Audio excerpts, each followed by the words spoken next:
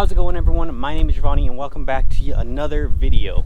Today we're doing something a little bit different. Winter hit really fast. Yeah, I know it's already middle of November, but it got really cold really fast, and I've had something that I've been wanting to set up for a while. A company called Gardesol sent me a 10 by 20 covered canopy, and I just thought it'd be a really cool thing to be able to store a car in over the winter. If you guys are like me, you do a lot of stuff outside. I only have a 2-car garage that always has cars in it, so there's not a lot of room for me to work. Today I'm going to be setting up this canopy, moving one of my cars into it, and just showing you guys how it's done. So the first thing I got to do is I got to get this Bobcat started. This is my Bobcat 825. It's like a 80 something. It's pretty old, but it gets the job done. So yeah, let's see if we can get this thing started.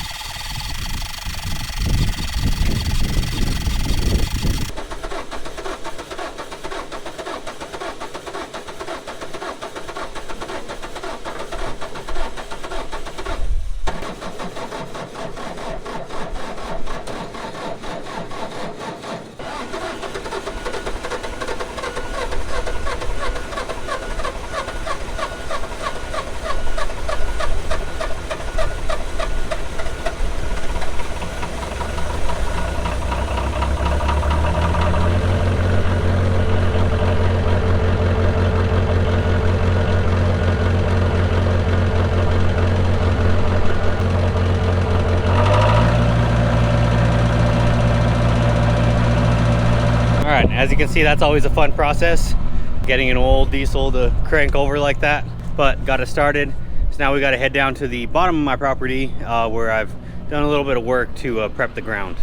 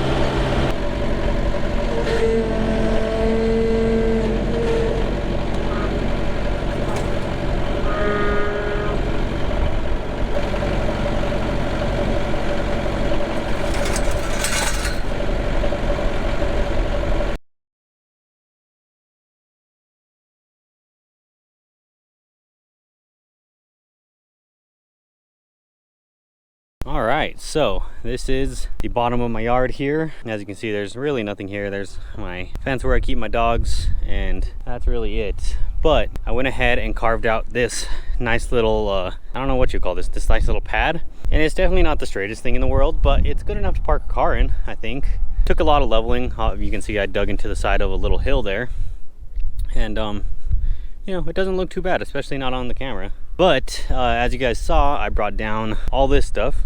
And what this stuff is this all did come in a nice shipping box, but it's been sitting in my driveway for about 3 months. No, probably longer, 6 months. And you can see the weather got rid of the box for me. So what this is my Gardesol 10 by 20 covered canopy. And it looks simple enough to put together. They even included a pair of gloves, which is nice. You can see we got our ground stakes here. I don't know how much I trust those, but if we need more, we can get more. And we've got all of our hardware in this box. You can see all our little stands and stuff like that. Rope, more ground stakes, and just all the pipes and the canopy part. I don't see instructions. They might be in this box, or I might just have to find some online because mine probably deteriorated. Nonetheless, this isn't really an instructional video or anything. I'm just going to show you guys me putting together this carport and see how we do.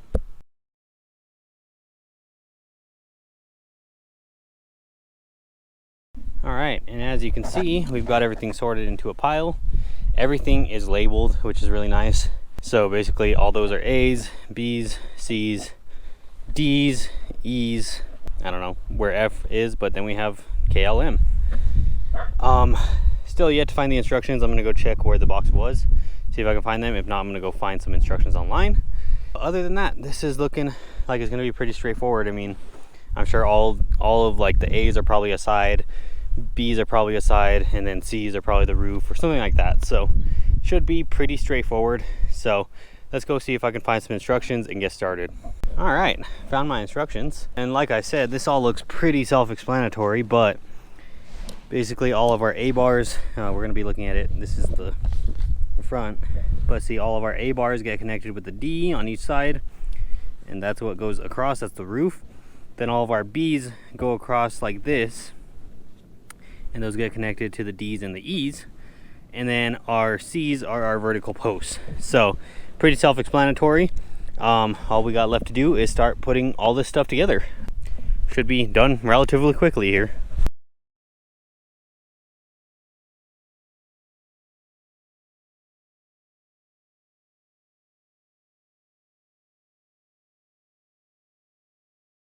All right, and I slapped this roof together in about 20 minutes. The only thing that was wrong was that one of the little buttons in one of the pipes had fallen out. Luckily, it was still inside of the pipe and I was able to find it. Basically, it's just a little spring mechanism that just hooks in there. So really not even a big deal. It took me, 3 minutes to figure that one out. This is the tent. Basically, this is the roof. This is the size of it. Just to give you some perspective, that's 20 feet right there. Obviously, the next step is to put the poles on. Now, I think what I'll do first is I'll probably put the roof on first and then go ahead and put the posts in. At this point, I can still move it around if I need to, which I might, just to come level this out a little bit more. I don't know, we'll see once we stand it up how level the ground is here. Worst case, I mean, I could level it out by hand. I also need to decide what I'm gonna do for a kind of temporary floor situation. I don't know if I'm gonna go grab some plywood or something like that. Yeah, I mean, altogether, been going relatively smoothly.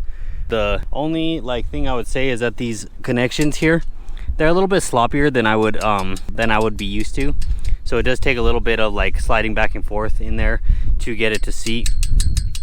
But other than that, I mean, they lock in. It's a little bit, like I said, it's a little bit sloppy, but that really shouldn't matter once everything is all tied together. Plus you have the canopy to hold everything else. So I'm gonna take a small break here and I'll be right back to finish this up.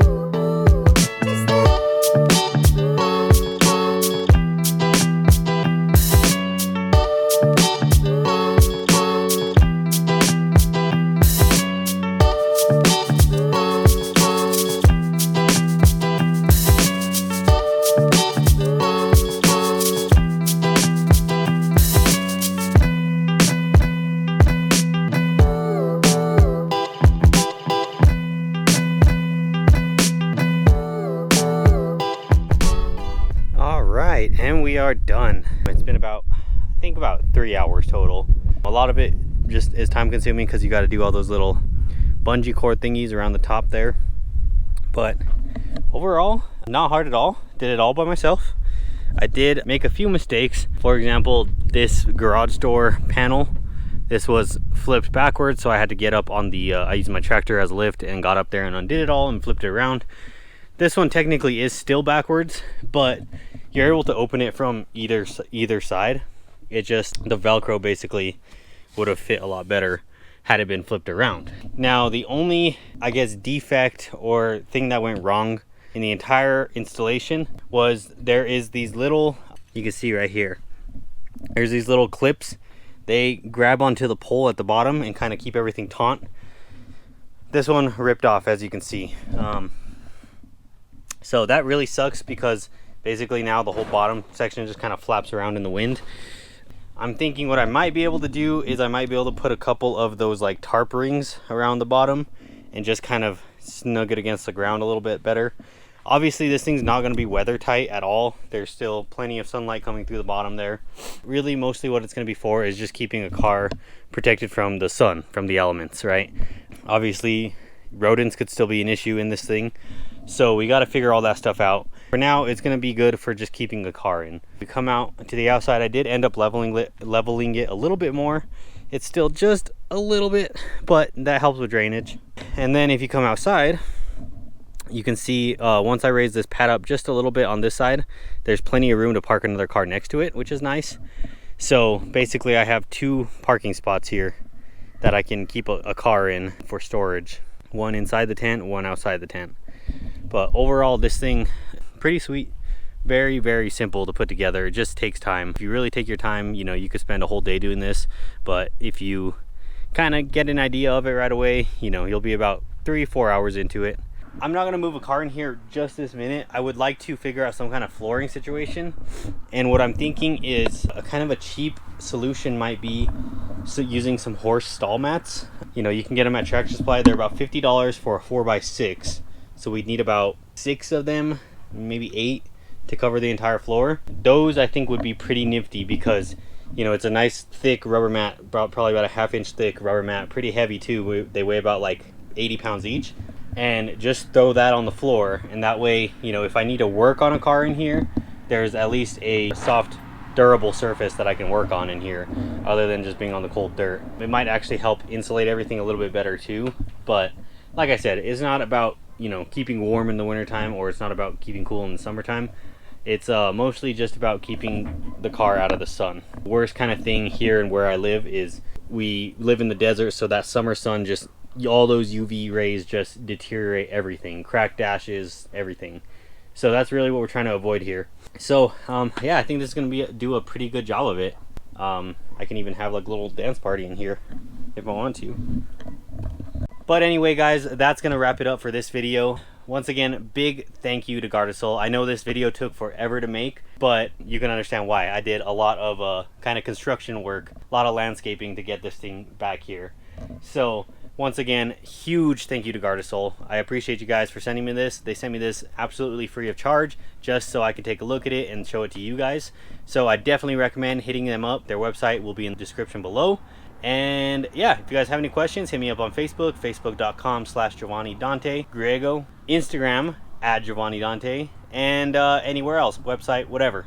Catch you guys on the next one.